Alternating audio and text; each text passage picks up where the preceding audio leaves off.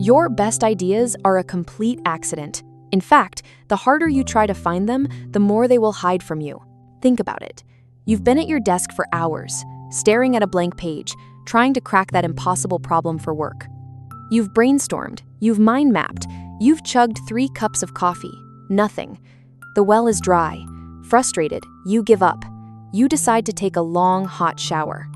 And then, as the water is running down your back, with your mind a million miles away, bam!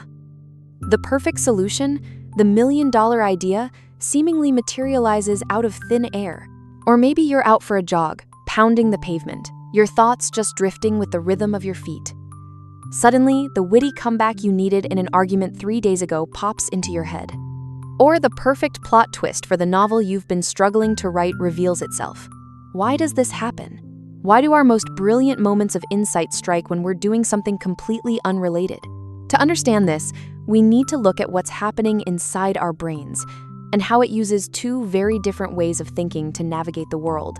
First, let's talk about the 2 rival systems in your brain. Nobel Prize-winning psychologist Daniel Kahneman calls them System 1 and System 2. Think of System 2 as your focused, deliberate thinking. It's the mode you're in when you're solving a math problem, concentrating on a difficult task, or carefully weighing a decision. It's logical, analytical, and requires a lot of effort. This is the brute force mode of thinking, where you're consciously trying to connect the dots. But when you're staring at that blank page, you're often over-engaging this focused system. You're trying to force a solution, which can paradoxically lead to a mental roadblock. It's like trying to find a specific book in a massive library by only looking at one shelf over and over again.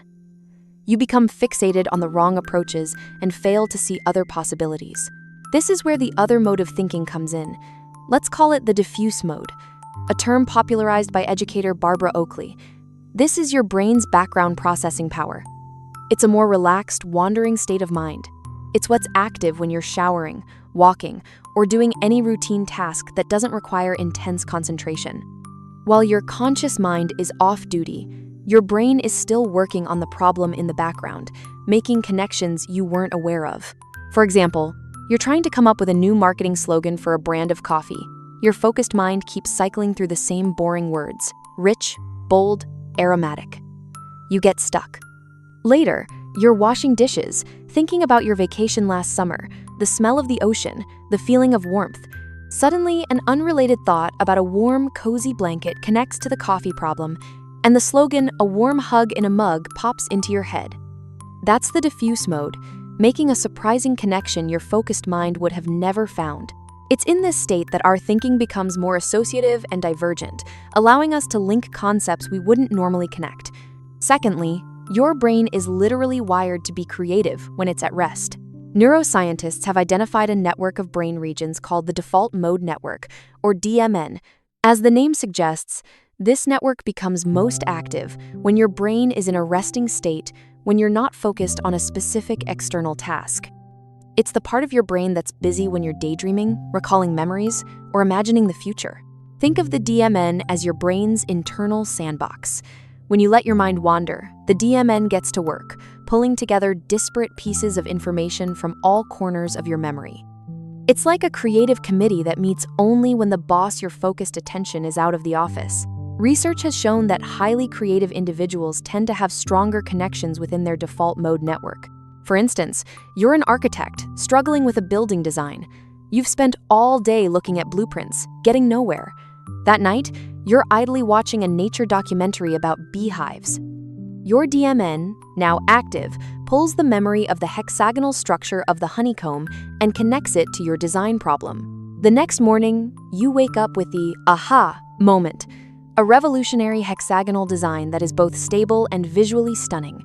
This process is known as incubation, a period where you step away from a problem, allowing your unconscious mind to process it. The DMN is the engine of that incubation. It's not that you stopped working on the problem, you just outsourced it to a more creative department in your brain. Third, stepping away creates psychological distance. When you are too close to a problem, you get lost in the details.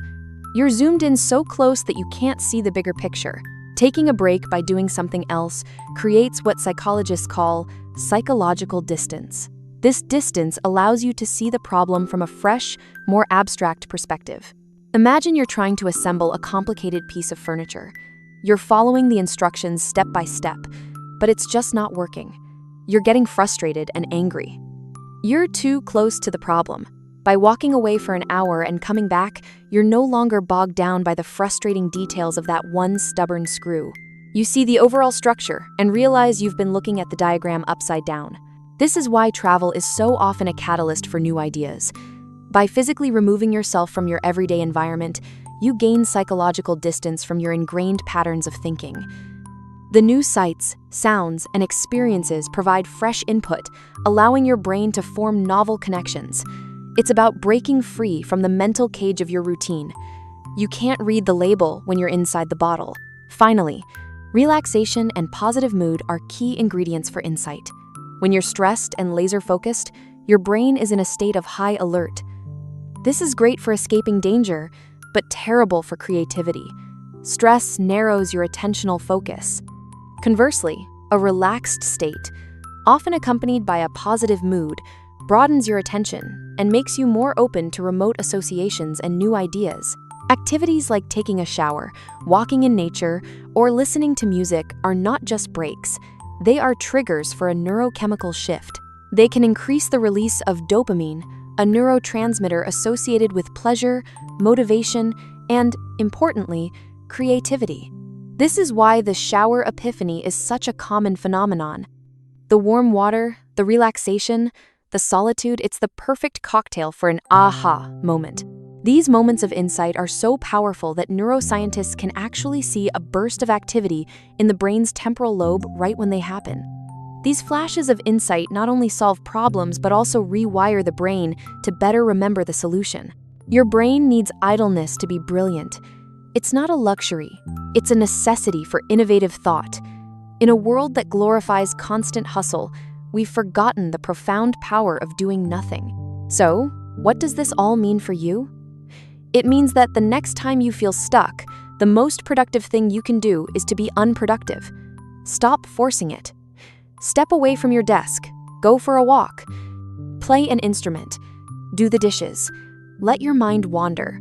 Trust that your brain is still working, connecting ideas in the background. We are often taught that breakthroughs come from relentless effort and singular focus. But the science of the mind tells us a different story. It tells us that true insight often comes from a place of rest, relaxation, and serendipity. It's in the moments of quiet contemplation, when we release our grip on a problem, that the most elegant solutions can emerge. Your greatest ideas are not summoned. They are invited. They arrive when you create the mental space for them to appear. So give yourself permission to be idle. Embrace the shower, the walk, the daydream.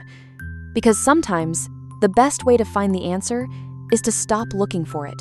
Do you find your best ideas come to you in the shower or on a walk? Share your aha moments in the comments below. And if you enjoyed this journey into the psychology of creativity, don't forget to like, subscribe, and hit that notification bell for more insights into how your mind works.